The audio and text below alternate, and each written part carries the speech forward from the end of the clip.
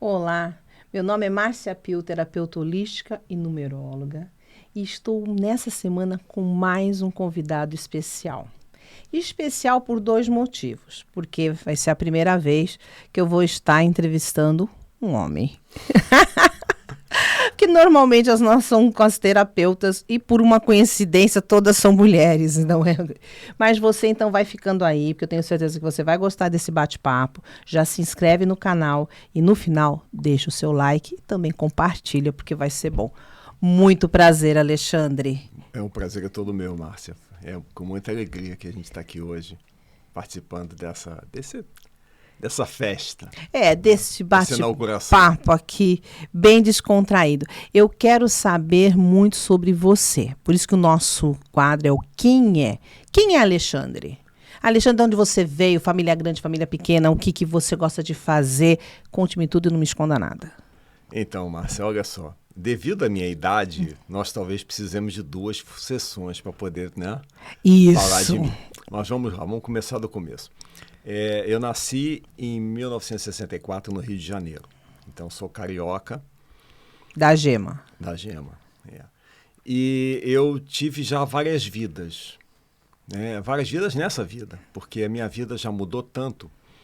E uma coisa muito engraçada na minha vida é que há muitas coisas que eu quero e faço um esforço miserável para acontecer, não acontece, mas outra coisa melhor acontece em seguida. Como é que eu vou te dar assim, né, contrastes na minha vida. Eu tenho, os meus pais se separaram quando eu tinha 5, 6 anos. Eu tenho 2 irmãos do primeiro casamento do meu pai. A minha mãe se casou de novo, e meu pai se casou de novo, e meu pai teve mais 2 casamentos, então mais 2 mais 2 e mais 2 filhos. Então eu diria assim que somos 7, né? Eu brincava com ele que nós éramos 6, né? Eu, aos 15 anos, eu fiz um concurso e entrei para a Marinha. Uau, meu pai também. Então, eu entrei para a Marinha, fui para o Colégio Naval, 2º grau, lá na cidade de Angra dos Reis, passei 3 anos lá. Aí depois eu fui promovido, né, para a Escola Naval, 4 anos na Ilha de Viriganhão, no Rio de Janeiro. Me formei em 1986 como oficial da Armada, então era para trabalhar em navios. E eu sempre gostei muito de armamento, de coisas. Eu não gosto de guerra, né, de violência, mas eu adoro equipamento militar, eu tenho fascinação por armamento, por Tanques. tanque, navio, avião. E aí em 1987, eu fiz a viagem de instrução, que é uma viagem que todas as marinhas, quase todas as marinhas, têm um navio de instrução. E esse navio faz uma viagem em que o recém-formado ele tem a oportunidade de praticar toda aquela navegação que a gente estudava, né? Então, por exemplo, eu consigo hoje ainda navegar com um navio saindo de Londres e chegando no Rio de Janeiro. Isso eu consigo fazer. Eu não consigo andar com um barco. O navio Olha, é fácil, porque eu sei as funções da navegação. do comando, né? Então, fizemos essa viagem, foi uma viagem muito boa, porque foi a primeira viagem do navio escola novo, que foi construído no Brasil. Então, a gente foi, essa viagem de instrução era uma viagem diplomática, ela é uma ferramenta diplomática. Então, os países há um prestígio quando você é visitado por um navio desse. Então, nós fizemos uma viagem muito boa. Eu dei a volta na América do Sul, né? Passei lá no Estreito de Magalhães, depois eu passei no Canal do Panamá, fomos aos Estados Unidos, fui ao Marrocos, fui à Ilha da Madeira e fui a vários países da Europa, inclusive a Londres. Passei 6 dias de sol em Londres, né? Foram aqueles 6 dias, né? Únicos. E isso foi em 1987. Aí eu fui servir no navio aeródromo ligeiro Minas Gerais, né? Que já foi retirado da ativa há bastante tempo. E lá, e depois em 1989, eu fiz um concurso interno e fui mandado para uma escola de engenharia fazer né? Fui enviado para o Instituto Militar de Engenharia, que fica ali embaixo do Pão de Açúcar, para estudar engenharia mecânica e de armamento. Foi uma coisa, né, daquele gosto por armamento, né? Eu me classifiquei o bastante para poder escolher fazer esse curso.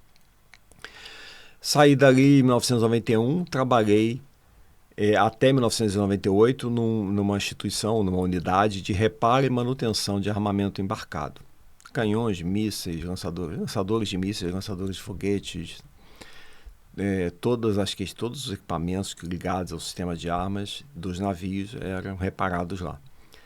Em 1994, no meio desse tempo, me mandaram para a Califórnia para fazer um curso no equipamento que a Marinha estava comprando. Então eu passei 8 terríveis meses em San Diego, né? Brincadeira, né? Foi muito bom.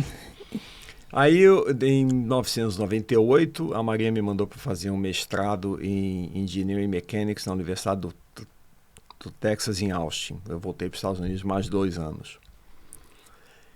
Voltei para o Brasil, fui trabalhar no Instituto de Pesquisas.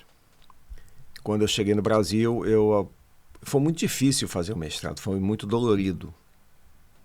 Porque eu passei de 91 a 98 trabalhando com obra, primeiro como encarregado de uma oficina, depois como gerente, então eu não fazia nada técnico mais.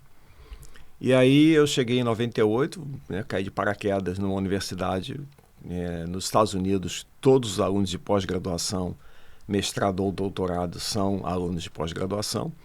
E você cai naquela aula ali, às vezes do seu lado tem um aluno que está no 4º, 5º ano do doutorado, porque às vezes o doutorado vai esticando e eles ficam fazendo cadeira nesse tempo, para aproveitar também o tempo, né, para se desenvolver. E em inglês do Texas, que é um inglês assim com um sotaque muito carregado.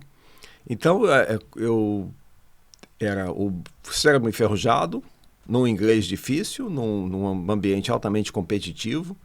Yeah. Né, mas foi muito bom. Então, quando eu voltei para o Brasil, eu falei assim, meu cérebro está em ordem agora, né? Então, se eu quiser me desenvolver academicamente, esta é a hora. E aí, em 2001, eu comecei um doutorado lá na Universidade Federal do Rio de Janeiro, terminei em 2004. E em 2002, eu realizei um evento, e aí eu fui chamar o pessoal lá do IME, do Instituto Militar de Engenharia, para participar desse evento. E aí, através dessas negociações, né, me convidaram para dar aula lá. Eu comecei a dar aula como parte do serviço mesmo. Então, em 2004, eu comecei a dar aula no IME. Aí, em 2008, eu passei para a reserva remunerada e continuei dando aula no IME. Aí, em 2009, naquele evento de 2002 que eu organizei, eu conheci o diretor de um instituto aqui no Reino Unido, através do meu orientador. Como é que tá tudo ligado, né? O meu orientador... Tinha que ser, né? Tá fluindo. Tudo fluindo. O meu orientador me apresentou a ele, porque ele é diretor de um instituto de tecnologia aqui no Reino Unido, e eles são muito fortes em publicar livros e afins. E eles têm uma penetração, uma capilaridade muito grande. Então, eu queria publicar os anais do evento, e foi uma ideia de publicar um livro, né? Então, eu hoje, graças a isso, sou editor de um livro com o ISBN. Legal, né? Aí o Carlos, ele é argentino, numa conversa, né, eu comentei com ele que eu gostaria, eu e a minha família da época, era casado, tinha 2 filhas, tenho ainda 2 filhas, e a minha família, a gente gostaria de morar na Europa. E como eu não falo francês, não falo italiano, não falo alemão, só fingia que falava inglês, eu só tinha como oportunidades o Reino Unido ou Portugal. Aí ele me falou de um site.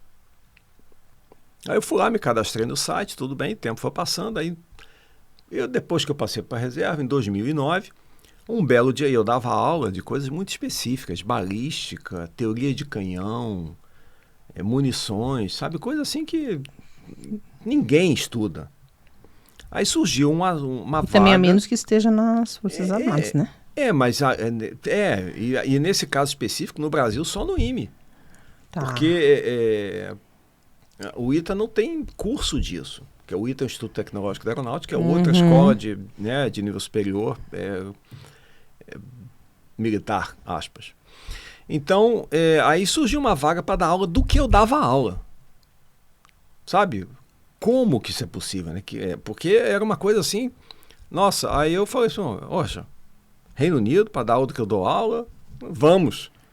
Não tem nem o que discutir. Então, aí viemos para cá em 2009, e a vaga era para dar aula numa vila chamada Shirham, que é perto de Swindon, a coisa mais perto, maior. Swindon é uma cidade, não é uma vila, né?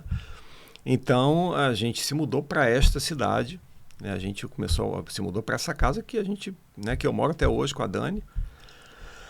E aí eu comecei a dar aula nessa universidade. Depois eu comecei a não me afinar muito. Eu percebi que eu não me afinava muito com o ethos da universidade. E aí eu saí. Aí eu fiz um pouco de consultoria. Mas eu acabei fazendo consultoria no Brasil. Aí eu... Imagina, 4 horas de diferença de fuso horário, às vezes eu dormia 4 horas da manhã, né? Dormia na Inglaterra, mas vivia no Brasil. Aí... isso não funciona. Exato. Aí eu queria dar aula, eu arrumei uma vaga para dar aula num college em Swindon. Eu não conhecia a estrutura de college. Se eu soubesse, eu talvez não tivesse essa opção, porque é muito ruim. Os alunos são...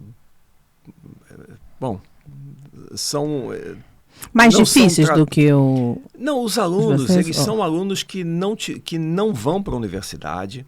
Muitos deles não querem estudar, são cursos profissionalizantes. Tá. E as condições que são dadas a esses alunos são assim... desmotivantes também, né? Desmotivantes, eu não queria usar a palavra vergonhosas, mas, por exemplo...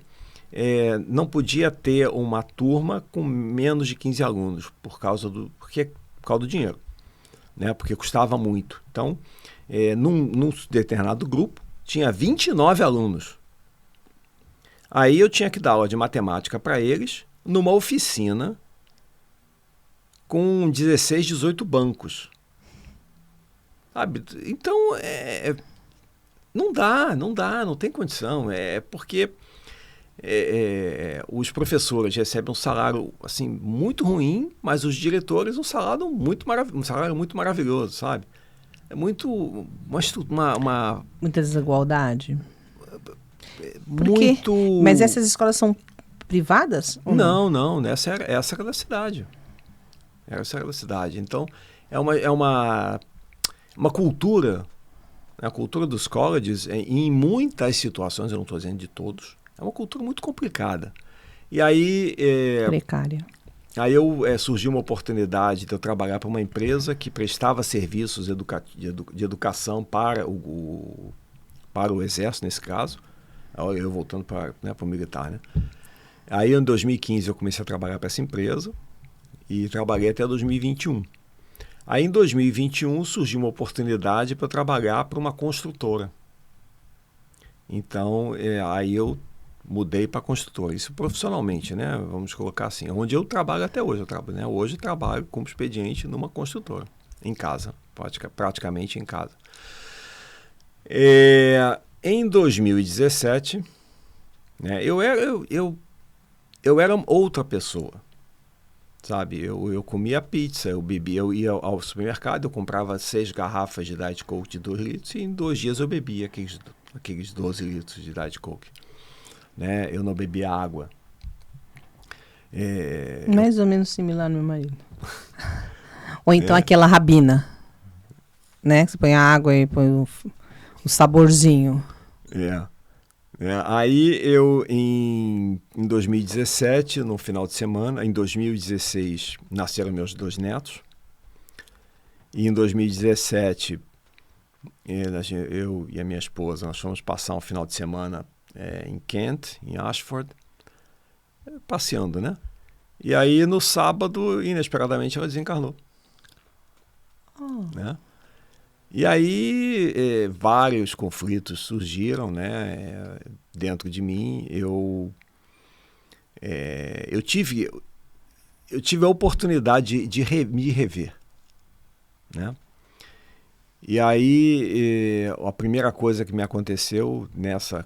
Eu vivi todos os estágios do luto nessa história. Eu não botei nada embaixo do tapete, sabe? E uma coisa que me ajudou muito era uma coisa que eu já conhecia lá desde 1981, mas que eu não tinha me mantido ligado a esta questão. Foi uma filosofia espiritualista, que eu não sei se você conhece, essa filosofia espiritualista chamada Espiritismo. Né? Muita gente acha que o Espiritismo é uma religião, que o Espiritismo é isso, que o Espiritismo... Não, na verdade não é. O Espiritismo é uma filosofia espiritualista. Né? E eu trouxe aqui o Livro dos Espíritos, não para fazer propaganda, porque quando a gente abre aqui na primeira página, aqui no alto tem escrito Filosofia Espiritualista. Né? Aí diz o que é o Livro dos Espíritos, contendo, e por aí vai. Né? Então, o Livro dos Espíritos... ele resume o Espiritismo, né? E aí dá para você perceber o que eu gosto de estudar, né? Não parei de estudar a vida inteira. Aí o Espiritismo, ele aborda 4 questões filosóficas fundamentais que nós temos, né? De onde eu vim, quem eu sou, o que eu estou fazendo aqui, o que vai acontecer comigo quando eu morrer. Essas 4 questões ele responde. E aí eu tenho muita afinidade com essa filosofia. E aí eu comecei a estudar. Comecei a assistir palestra no YouTube, né? Eu até uma vez, quando eu conheci o Divaldo Franco pessoalmente, né? Eu falei para ele, olha, você era a única companhia que durante uma época, né? Porque eu não dormia, só chorava a noite toda. Você era a única companhia que eu tinha nas noites não dormidas. Porque eu ficava assistindo as reflexões dele e tudo mais.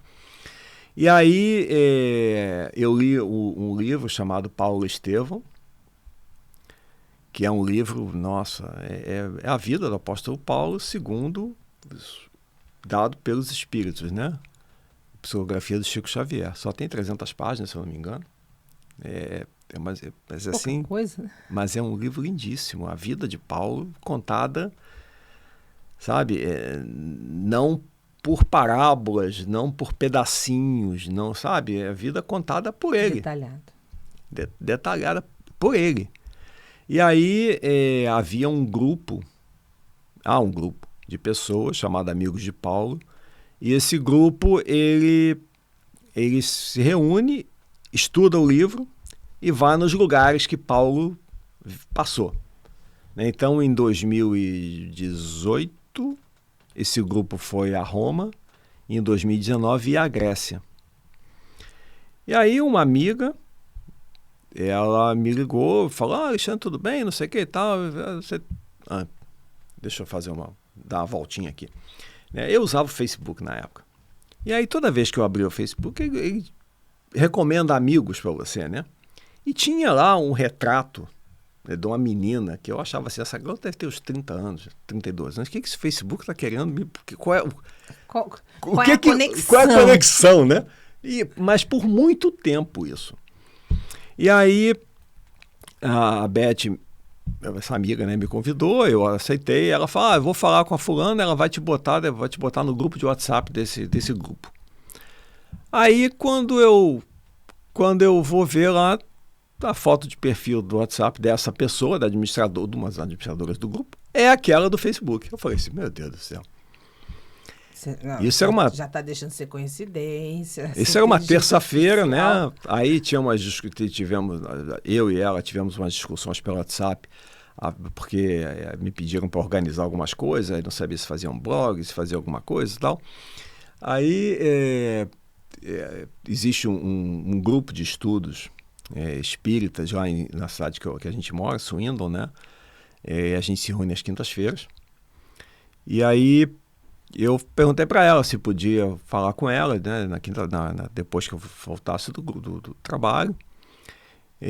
do estudo. Ela falou que sim, aí ficamos 3 horas no telefone aquela noite. Eu perguntei se podia ligar na sexta-feira.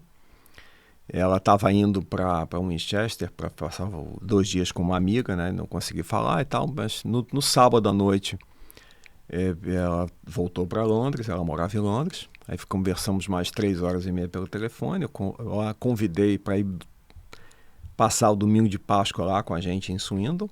E foi ótimo, porque ela é vegana e na casa da minha filha não tinha nada vegano. Eu falei assim, ó, não esquenta que a gente passa ali no Asda, compra alguma coisa, né?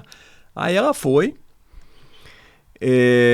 O Asda estava fechado, é o único dia do ano. Tem 2 dias que não abre. Páscoa, domingo de Páscoa. E Natal, né? 25. Eu não sei, são 2 dias. Eu não sei se é 25 Natal ou se é Réveillon, um deles. Natal. Natal. Então, não tinha nada. Aí minha filha ficou super contente, né? Porque eu levei uma pessoa que ela não conhecia, ela é toda cerimoniosa, e não tinha nada para oferecer, né?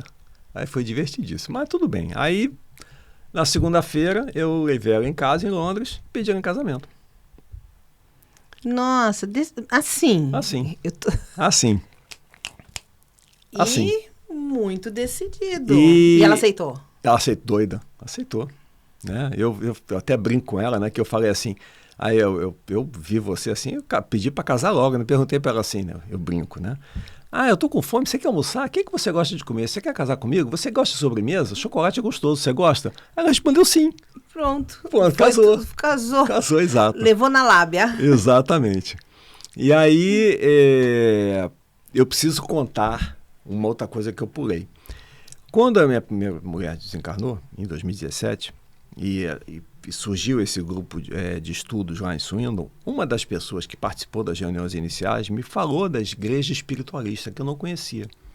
Então, aqui na Inglaterra existe uma igreja espiritualista, e eles são organizados em uma união, que é a SNU, Spiritualist National Union, eu acho que é isso.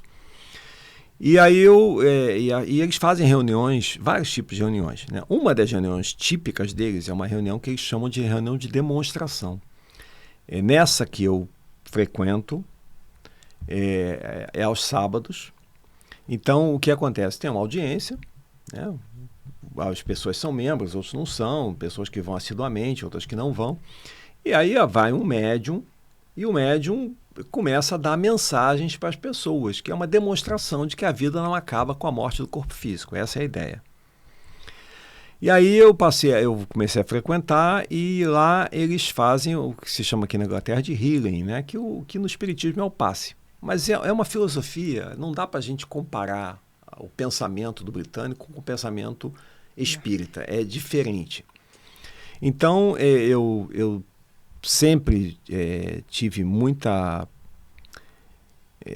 sensibilidade à energia, principalmente nas mãos. E aí eu resolvi começar a trabalhar como healer lá, né? Como médium. Eu vou falar assim uma coisa que tem que ser interpretada com muito carinho, né? Médium de cura, né? E tive que fazer um curso, né? Um curso mais de padronização de trabalho do que de outra coisa. E aí, então eu já tinha um interesse em trabalhar com saúde, né? Mas nunca tinha tido uma oportunidade, né? Você vê que a minha vida foi marinha, engenharia, professor, continuava dando aula, né? Eu parei de dar aula, eu dei aula por 17 anos.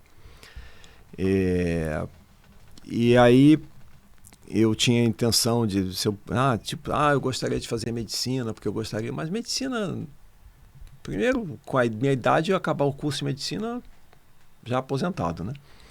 Segundo, há muita coisa na medicina ocidental que eu não concordo. Bom, eu não vou entrar muito nesse detalhe, né? Eu só não concordo. E aí teve um dia que, quando eu casei com a Dani, quando eu conheci a Dani, né? Ela se consultava com um homeopata. Aí eu comecei a me consultar com ele também. É uma pessoa fantástica. É um bruxo. Às vezes ele está no plano físico. Às vezes. Esse homeopata é inglês? É inglês. Mora na praia? Graham, mora na praia. É. É. Conheço. Eu mandei tanto cliente para ele sem conhecer, mas assim, uma cliente me falou dele, aí ela falou como ele procedia, que era um atendimento, né, muito individual, muito peculiar. E aí eu comecei a indicar um monte de gente, acho que ele não sabe, mas eu indiquei tanta gente para ele. E o Graham, eu brinco com ele, né, que ele devia ter legenda, porque às vezes ele olha assim e ele fica... né? Olha pra tudo que até canto, né? Aí eu falei, Graham, legenda. Aí, não, ele ria, não sei o que e tal. E aí, teve uma ocasião em que o Graham pediu para a Dani ver um kinesiologista para ver a questão de que ninguém sabe o que é kinesiologia, né?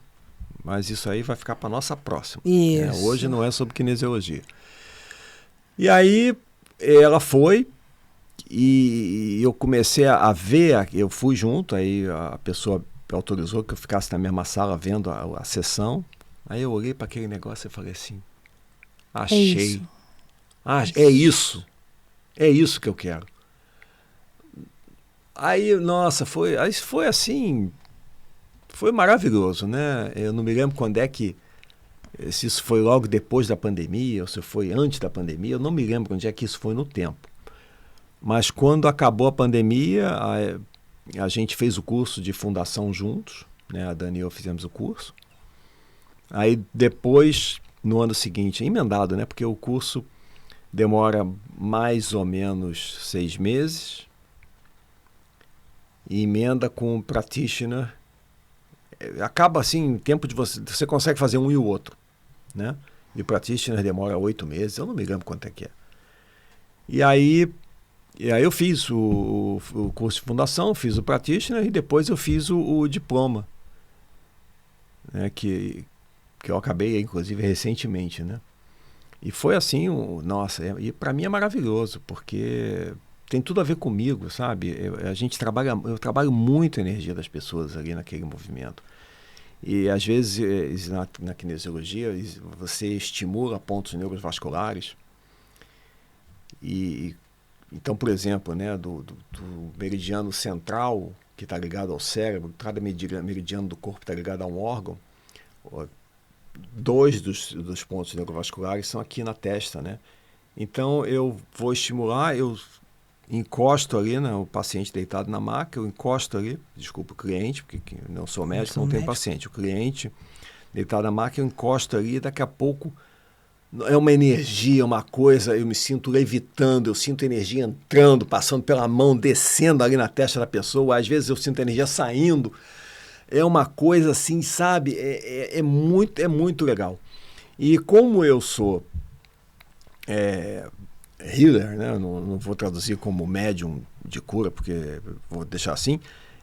No tratamento, a pessoa acaba recebendo isso, né? Se eu fosse dar um passo na pessoa, obviamente que eu ia dar o passo na pessoa. Mas como eu estou fazendo ali o tratamento, aí isso vai junto. Você fez barras de access? Não. Também acho que eu não sei nem o que é isso. Mas numa próxima a gente vai conversar, depois nos bastidores eu vou te dizer, você com essa potencialidade nas mãos, também tenho certeza que é um método que, de repente, você já está até embutido dentro do que você faz. Possivelmente. E aí tem uma coisa assim, né, sobre o Alexandre, né? Mas eu falei no momento que o Alexandre que existia até 2007 é outro, né? Com a existência da Dani na minha vida e a existência da Dani na minha vida só é possível porque existe a existência da filosofia espiritualista e espiritismo na minha vida. Porque essa filosofia é a minha bússola. É a minha Entendi. bússola. Se ela não tivesse no mesmo ritmo que mesmo campo, nós não teríamos, um não poderia estar aceitando o outro como a gente aceita, porque nós estamos num momento de busca de quem nós somos, da nossa verdade, da nossa autenticidade, de fazermos o melhor por nós. Então, ela é vegana. Eu, durante talvez 4 anos, ou 3 anos e 8 meses, fui vegano também. Eu pesava 97 quilos quando a minha primeira esposa desencarnou. Eu hoje peso em torno de 73, 72, 74, eu flutuo aí um pouco, dependendo da quantidade de rice cake de chocolate que eu coma. Uau! Então, isso foi através da comida. Eu não dormia, eu era ansioso, eu chegava, começava a ficar escuro, eu ficava, ai meu Deus, vai escurecer, sabe? Eu descobri que isso é uma síndrome, né? É uma coisa que é comum em muita gente. Não sei quanta gente, o que é muita gente, mas é uma coisa que é diagnosticada. É que nem a síndrome do Fantástico. Quando dava domingo, escutava aquela musiquinha do Fantástico. Fantástico. Pois é, que ia pro serviço na segunda-feira, entrava em paranoia. Tinha muita gente que não gostava do que fazia e que tem aquela síndrome do que já sabia que o domingo estava acabando, o fim de semana estava acabando e que segunda-feira ia voltar pro trabalho. Ia começar o inferno de novo, né? Tanto que chegou uma época que eles tiraram a música, sabia? Não sabia, mas eu lembro que trocaram a música. Por conta para quebrar essa coisa que estava incomodando, né? Tanta gente. E aí, depois, por causa do que eu aprendi na kinesiologia, eu reintroduzi o peixe na minha vida, mas o peixe hoje se resume em salmão, pescado. Eu não como de viveiro. Tá? Porque o salmão de viveiro, como é que você faz um bicho não ficar doente? Mete antibiótico. Como é que você faz um bicho crescer rápido? Mete hormônio. Você vai dar comida orgânica ou vai dar alimento barato para o peixe? Que você só quer que cresça. Você vai dar alimento barato. E aí depois a gente come tudo isso. E depois a gente come tudo isso. Então eu sei que o peixe pescado no Pacífico, ele tem a radiação lá de Fukushima. O Pacífico é contaminado. Na verdade, eu acho que hoje todos os mares têm essa radiação. Mas eu ainda prefiro acreditar que eu estou impactando menos negativamente o meu corpo comendo aquele peixe do que comendo o outro peixe. E a gente come muito vegetal, a gente come muita salada. A Dani cozinha bem. Eu brinco com ela que eu só casei com ela porque ela cozinha bem. Nossa. Mas ela, nossa senhora... É bombril. Ai, meu Deus do céu. E ela inventa uns troços, sabe? E aí vou comer só 1 quilo. Né? Então, e aí foram várias mudanças na minha vida que eu fiz porque a gente está junto, porque eu já queria fazer, mas ela me ensinou muito, ela me ensina muito. Essa parte toda de alimentação. Hoje a gente assiste programas sobre alimentação, a gente procura melhorar a nossa alimentação. Às vezes a gente tem vontade de comer uma porcaria.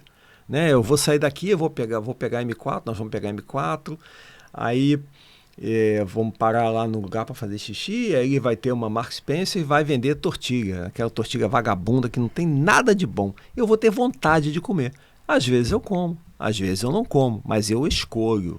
Né? Eu tô sabendo. Mas isso não é todo dia. Não é todo dia. É um momento. Também estou percebendo assim, não é uma escravidão. A gente sabe que mas vocês têm, a maioria, uma alimentação saudável. Um dia não vai lhe contaminar, porque isso já não vai virar uma rotina. É assim, não tem, tudo bem, mas ali dentro do que tem eu vou escolher o menos pior. Mas você sabe que às vezes, quando eu como essas coisas assim que eu não estou acostumado, o corpo reclama? Sim. O corpo fala assim, ô gente boa, come coisa legal, coisa gostosa. E eu adoro comer vegetal, porque vegetal é colorido, vegetal é refrescante, tem sabor. Né? Eu não boto molho. Tem uma coisa que eu vou dizer agora que eu estou guardando, né? Que essa aí é fantástica. Mas o vegetal, e você tem variedade, sabe? Eu posso comer abobrinha ou eu queria falar berinjela crua. A gente come chuchu cru, é uma delícia. É crocante, é refrescante, sabe? É uma delícia. E eu, nunca valorizei chuchu na minha vida. Chuchu, o pessoal brinca que é o quarto estado da água, né? Eu gostava lá no Brasil, eu comia salada de chuchu com ovo, mas assim, cru não, nunca imaginei. Sólido, líquido, gasoso, chuchu, né? Então, mas experimenta, compra o chuchu, corta o chuchu, a gente já comeu, às vezes a gente come inhame cru também, dá para comer. Sabe? Então, às vezes eu como a berinjela crua, às vezes eu pego a berinjela, boto um pouquinho, muito pouco, porque eu limito, eu adoro azeite extra virgem, né? Orgânico, mas a gente limita também, porque se você comer mais de uma colher de sopa, uma colher de sobremesa de azeite por dia, é muito para o corpo. É muito. Então, a gente tenta preservar o corpo, porque a gente precisa desse corpo.